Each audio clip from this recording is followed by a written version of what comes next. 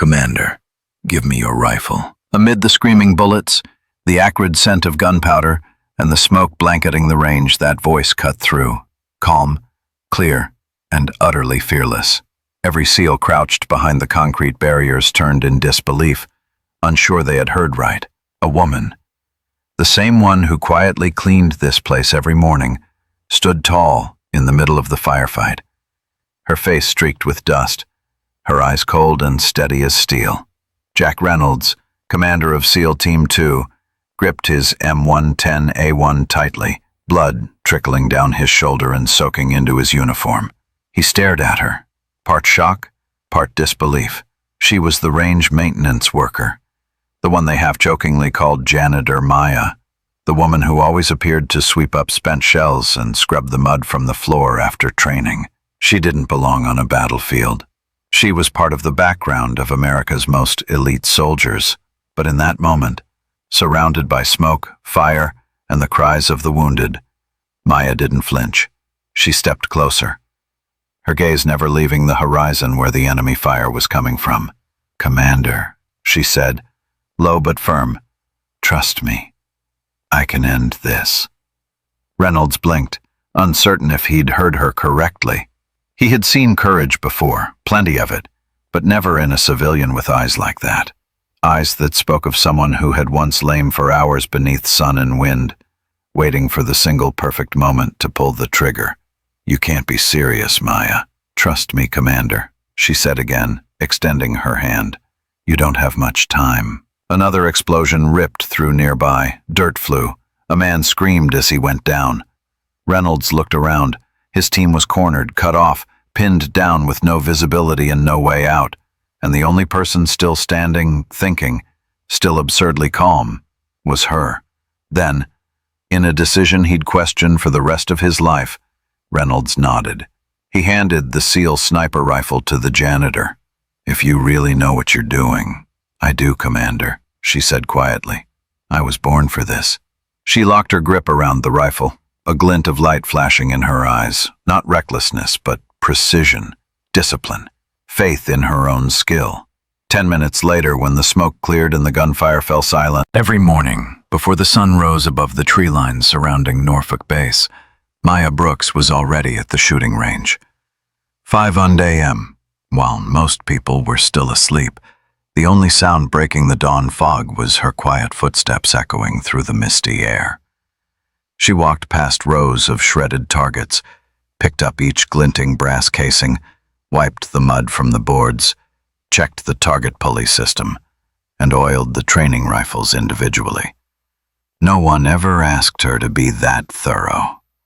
But she did it anyway, meticulously, patiently, as if every spent round and every crack in a target were reminders of the absolute precision she worshipped. To the SEALs who trained there, Maya was simply part of the background. A thin woman, back slightly hunched from carrying a toolkit, has brown hair tied neatly, is quiet, and always avoids eye contact. They didn't know her name, didn't need to. To them, she was Janitor Brooks, maintenance girl, support staff. No one questioned why she sometimes stood alone, eyes fixed on the far end of the range, as if calculating something they could never quite understand. Sometimes, when the day's training was over, she would wait until everyone had gone. Then she would quietly pick up an M110A1 rifle left behind, clean it, and adjust the scope. Precisely how someone who understood every millimeter of deviation would. She never pulled the trigger, never left a trace. Just looked through the scope, studied how the wind shifted, how the light changed, and smiled faintly. "If you know how to listen," her grandfather once said, "even the wind has a voice." And Maya understood that better than anyone, because she wasn't just a woman in a maintenance uniform. She was the granddaughter of Sergeant Major William Hawk Brooks, one of the most accurate Marine snipers of the Iraq War, credited with 122 confirmed kills and renowned for his iron discipline. Maya's childhood was built on the sun-scorched fields of Texas. Her grandfather, silver-haired, deep-eyed, taught her how to breathe, how to aim, and how to wait. Not to wait for a chance, but for that fleeting moment when the universe, the wind, the heartbeat, and the bullet's path all shoot faster, louder, but without the quiet understanding of the wind. And she stayed, not for the paycheck, but because here, among the bullets and the scent of gunpowder, was the only place she truly felt alive. Sometimes, Maya once wrote in the small notebook hidden in her tool cabinet, "The most painful thing isn't being underestimated. It's being unseen." If Norfolk was the place she lived in silence, then Texas, the dry, wind-scoured land, was where she learned to listen. Maya grew up to the chirring of crickets and the smell of sun-scorched grass on blistering afternoons. Her grandfather's farm, Sergeant Major William Hawk Brooks, sat isolated among browned fields where the wind carried every shot fired to the horizon. The man, hair white as silver, back still straight, eyes dark brown as if able to see through the morning haze. He did not speak much, but when he did, each word was carved into her memory. Little Hawk, he would call her by that nickname. The world out there won't give you a chance to prove yourself, so make it impossible for them to deny you. While other children took dance or music lessons, Maya learned to breathe. She learned to count the beats of her own heart, because half a second's flinch could send a bullet astray. She learned to read the wind by watching the grass and dust whirl. She learned to wait, to sit perfectly still for hours, to feel the world's rhythm. To outsiders, the girl lying motionless in the field with a rifle twice her length looked strange. But to him, it was a rite of passage, a lesson no school could teach. "Hitting the target does not make you a shooter," he would say, voice low and decisive. "Understanding why you hit it is what makes you someone whose ballistics command respect." They spent years training together, from gauging wind drift by the sensation on a bare hand to use a small mirror to reflect light and determine direction. No laser rangefinders, no modern gadgets, only intuition, experience, and stillness. Maya took down a moving target at over 1,000 yards when she was 14. No one believed it. He only smiled and laid his hand on her shoulder. "That wasn't a lucky shot, Little Hawk. That was the shot of someone who has harmonized her heartbeat with the bullet." At 17, he began teaching her lessons found in no military manual. How to analyze her Rick humidity, bloodline of a legend. No one knew that each time she wiped an M110A1, she was recalculating a bullet's trajectory in her head, comparing it to memories of Texas winds, and preparing for something that even she did not yet know was destiny. "Grandpa," she once whispered into the wind, "if one day I fire, I will not shoot for glory. I will shoot to protect those who do not see me." At 18, Maya Brooks placed her hand on the military recruitment form with a determination she believed nothing could shake. She carried within her everything: skill, knowledge, and the bloodline of a legend. She not only wanted to serve her country, she wanted to step into the world her grandfather had lived in, to stand where he had stood, where gunfire was not the sound of violence but the rhythm of duty and conviction. She passed every theoretical exam. Mathematics, ballistics, physics, survival skills, and reflex tests exceeded the standard. In the live fire trials, she left the 3 examiners completely silent. 3 rounds, 3 targets, different distances, all struck dead center, spaced exactly 3 seconds apart. No applause, only a cold nod from the senior examining officer. Good results, but, you know, the sniper program currently isn't for female soldiers. That remark was like the first bullet to hit her pride. No one yelled, no one insulted her. Only polite coldness, the most insidious prejudice, light as wind but heavy as stone. She was advised to choose positions more suitable for women's capacities, logistics, engineering, or ballistics research. Areas where you can apply your skills without going to the battlefield. Maya smiled, signed the new paperwork, and said nothing. But inside her, a door closed. In the following years, she worked in a tactical weapons research team. She designed ballistic correction formulas for high-humidity environments, developed nonlinear wind models, and proposed a new scope adjustment method that increased accuracy by 12%.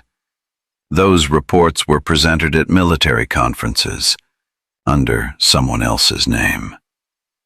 When a lieutenant colonel was praised for improving the ballistic computation system, Maya sat in the back row and quietly applauded.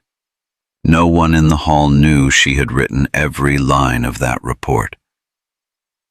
In the military, she wrote in her notebook, there are 2 kinds of people who are forgotten, those who fail and those who are not allowed to win. Still, she did not give up. When her contract ended, Maya applied to the SEAL Support Training Program at Naval Base Norfolk. The SEAL Team 2 command like an unnamed student among professors. 2 years. 2 years of silence. 2 years of cleaning the range, watching, analyzing, remembering, and training herself at civilian ranges after hours. No one knew that at night, when everyone slept, Maya would drive to a small desert outside Norfolk, set up targets, check the wind, and rehearse every shot her grandfather had taught her. The world thought she was merely a janitor, but the truth was, every day she was quietly sharpening the blade others refused to see. There are doors that will never open for us, she wrote in her journal. But if we stand long enough, we will realize that wall was built only from the looks of others. That morning, the Norfolk sky was apparent. The distant sea flashed silver, reflecting the first rays of the summer sun. The final integrated training day was before SEAL Team 2 moved into the deployment phase. No one expected that peaceful morning would become the shortest nightmare and the most significant test in the base's history. 600. Maya was at the range as usual. She was replacing targets at the 800-meter line, quietly adjusting the frames when she heard laughter and sporadic gunfire from the main training area. Everything was on schedule, on time, like hundreds of mornings before. Today would be ordinary. Change targets, clean, oil, then leave before sunset. 8:47. The first explosion rang out. Nobody had time to understand what was happening. A powerful shockwave made the ground tremble. Windows in the administration building were shattered. A column of black smoke rose, accompanied by sirens that screamed like metal. Then a series of other detonations. Mortar strikes. Precise, rhythmic, calculated as if the attacker knew every position on the base. Rounds fell, shredding the calm, throwing the whole training compound into chaos. Contact! Contact! This is not an exercise! Repeat! Not an exercise! The SEALs' radios crackled urgently. Dust and smoke filled the air. Dirt and stones flew into faces and hands, stinging and hot. Maya was knocked to the ground, her ears ringing from the blast pressure. She forced herself up, vision blurred, heart pounding. But instead of running like the other civilian staff, she stayed and looked up. Flows glinted from the hills north of the base, reflections from rifle scopes. Maya knew at once. Those were sniper shots. She didn't need binoculars to understand what was happening. The enemy had infiltrated and occupied high ground around the range. Over the next 30 seconds, machine gun fire erupted. The SEALs sought cover behind concrete walls, shipping containers, and overturned military vehicles. 2 were hit. 1 screamed for a tourniquet. Blood mixed with dust clinging to the dry ground. Maya watched as if time froze. Everything her grandfather had taught her flooded back. Wind direction, southwest. Speed roughly 6 knots. Distance, 600. Others were running low on ammo and forced into a defensive posture. And that's when Reynolds saw her, far off, through the haze of dust and smoke. Maya Brooks crawled low along a wall. Not fleeing, not panicked, but moving with tactical precision timed to her breathing. Her gaze swept the field, quick and cold as a laser. Every angle, every movement carried the mark of a professional marksman, something Reynolds had never seen in a maintenance worker. "What the hell is she doing?" Williams snapped, voice weak, hand still over his bleeding shoulder. Reynolds said nothing. He watched Maya slide into the training arms storeroom and pull out an M110A1 sniper system, a rifle that was supposed to be used only in high-level drills. She checked the barrel, loaded rounds, then looked up toward the observation tower at the corner of the range. "No way," Reynolds murmured. "She intends to—" He didn't finish. Maya turned and looked straight at him, her eyes unnervingly calm. "Commander," she shouted over the gunfire, "give me your radio frequency and your optics." Reynolds froze. He didn't understand. He didn't have time to think. But in that brief instant, amid smoke and bullets, he realized one thing. This woman did not need an explanation. She needed trust. He pulled off his headset and tossed it to her. "What are you doing, Maya?" he asked. "I'm going to stop the snipers, but I need 30 seconds. "You're a civilian." "Not today, Commander. Today, I'm a marksman."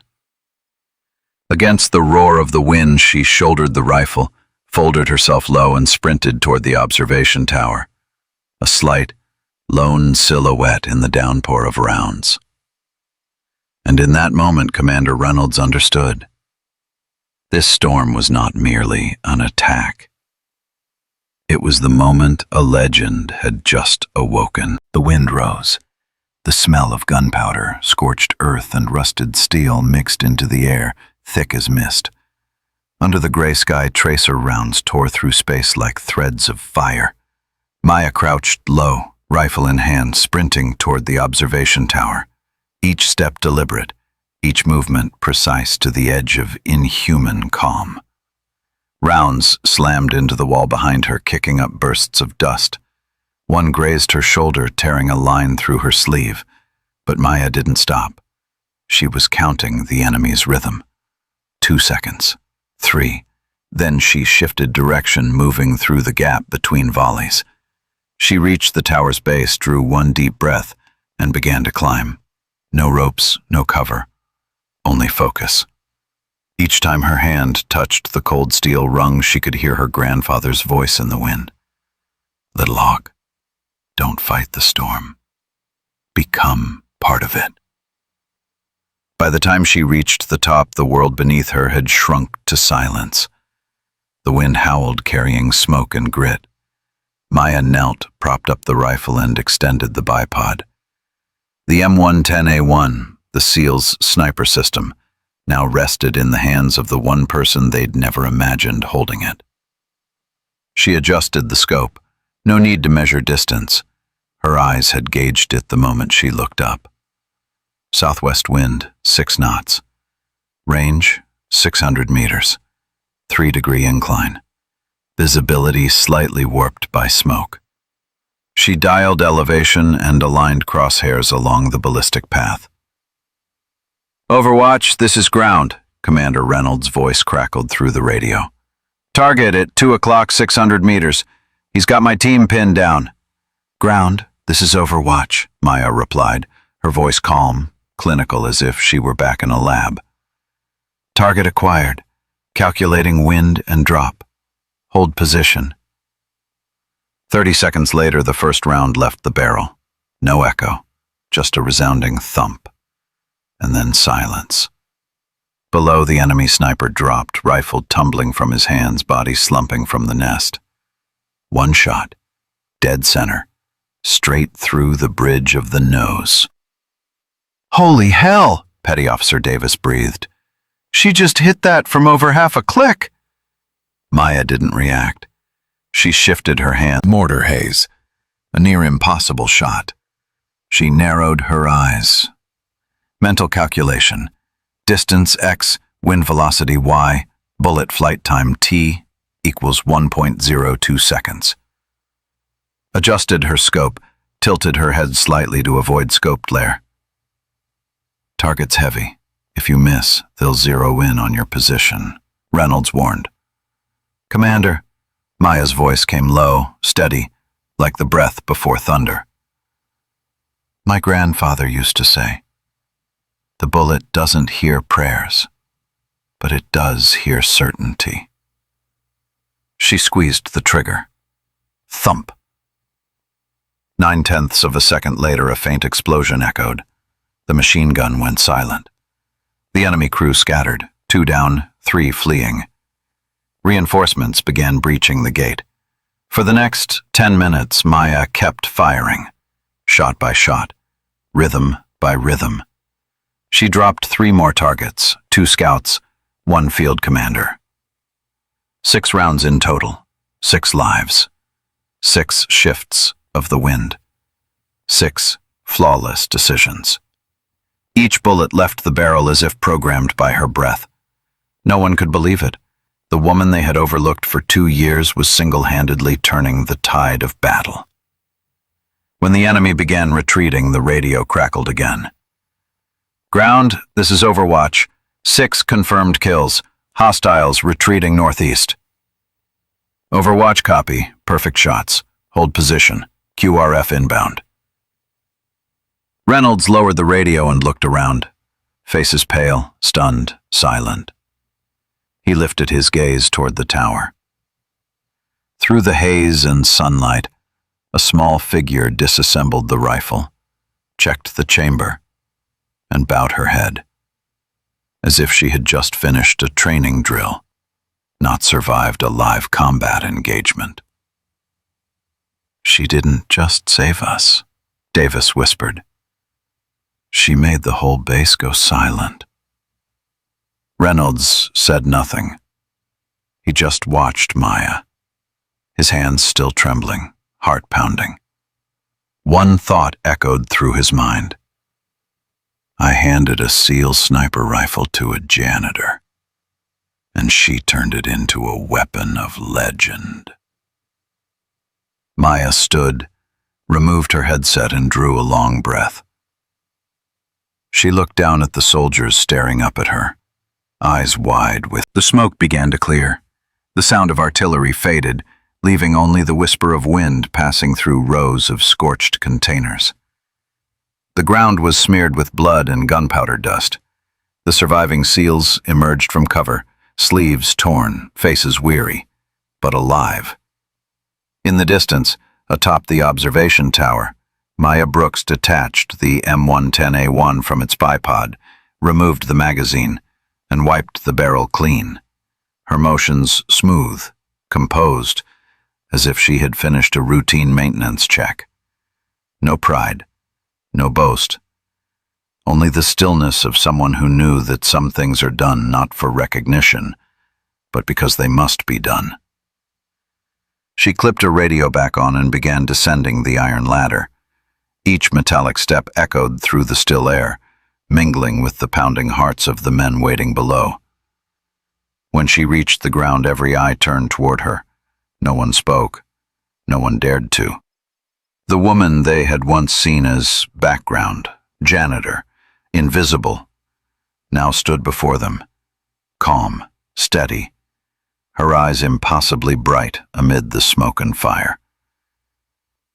Commander Jack Reynolds stepped forward. Blood still stained his shoulder. Disbelief still clouded his expression. He looked at Maya, really looked, as if for the first time realizing that the person before him was not small, not weak, but a warrior who had just pulled his team out of the inferno. "Ms. Brooks," he said softly, voice rough and low. I need you to explain. What exactly did you do?" Maya quietly handed him the rifle, her hand still carrying the scent of gunpowder. "I did what needed to be done, Commander." Reynolds stared at her as if trying to comprehend her words. What needed to be done? Maya, you just took out 6 targets and saved this entire base. Those shots, I know, she interrupted gently yet firmly. I was taught that when you can see what others can't, staying silent becomes its own kind of sin. Silence followed. Only the wind, the rustle of sand skimming across the ground. Around them, SEALs patched wounds, caught their breath, yet every eye stayed on her. Finally, Reynolds spoke again, voice barely. She came from. They had seen her through shallow eyes, and those eyes had built the wall between genius and opportunity. 15 minutes later, the QRF arrived, but the battle was already over. The base had been saved, not by overwhelming firepower, but by the composure and precision of the woman they had never considered part of their team. Later reports read, a lone civilian employed base-wide sniper proficiency exceeding Tier 1 standards, neutralizing all active threats in record time. Commander Reynolds stood alone outside as the wounded rested in the med bay that night, staring toward the observation tower, faintly smoking. He remembered Maya's eyes, steady, proud, untouched by the need for validation, and realized something profound. She hadn't fought to be seen. She fought because she had always known who she was. She didn't just save my team, Reynolds wrote in his final report. She saved our pride and destroyed our blindness. 6 months after the Norfolk attack, autumn sunlight gleamed on a new bronze plaque in the SEAL training compound. Etched upon it were the words, dedicated to Lieutenant Maya Hawkeye Brooks, for seeing what others could not. Maya Hawkeye Brooks, the woman who once cleaned the range, now commanded it. She strolled along the line of targets, listening to the gunfire of new trainees, each shot, each breath carrying a fragment of the legacy she had left behind. Her hair was still neatly tied back, her eyes still calm, deep, unassuming. Only one thing had changed. Now when she walked past, people stopped to salute, not because of rank, but out of genuine respect. After the first live fire session, a young recruit, the only female in the class, approached her. The girl spoke softly, her voice trembling. "Ma'am, they say I'll never be as good as the men. How do I get past that?" Maya looked at her and smiled gently. "You don't need to get past them.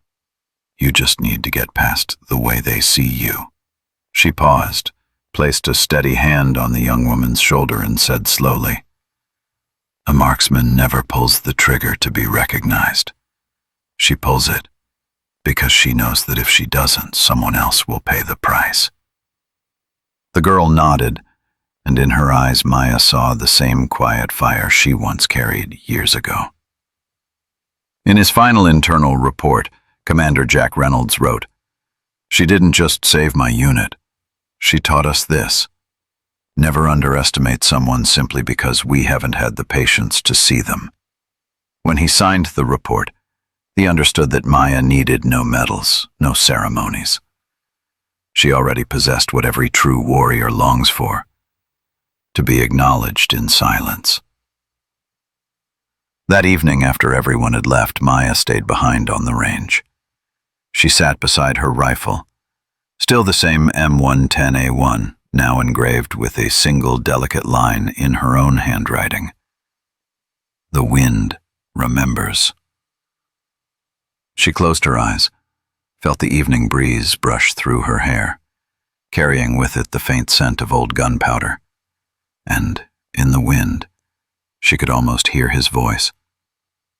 "Little Hawk, you did well." To hear more stories, but to help us honor the quiet strength of those who seem invisible, yet keep the world standing.